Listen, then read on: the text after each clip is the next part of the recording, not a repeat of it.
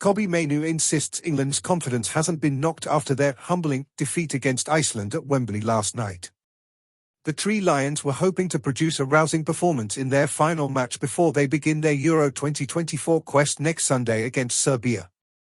Instead, Gareth Southgate's side produced a disjointed display that was met with boos at the full-time whistle. Asked if the pointed response to a dismal defeat had affected the mood in the changing room, teenager Mainoo, who played the full 90 minutes, delivered an emphatic response to the contrary.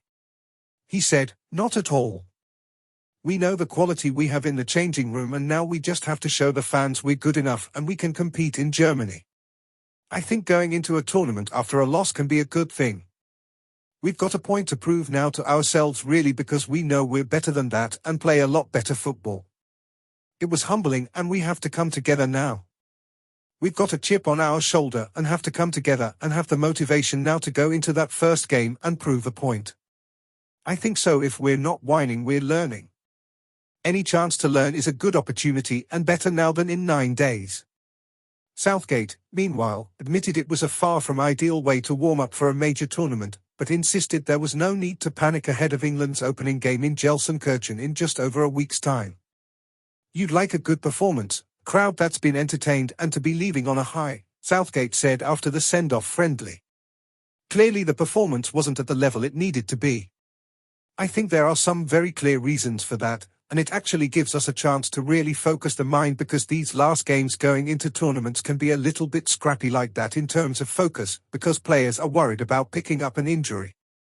The most disappointing part tonight was out of possession. We didn't press well. We were too stretched.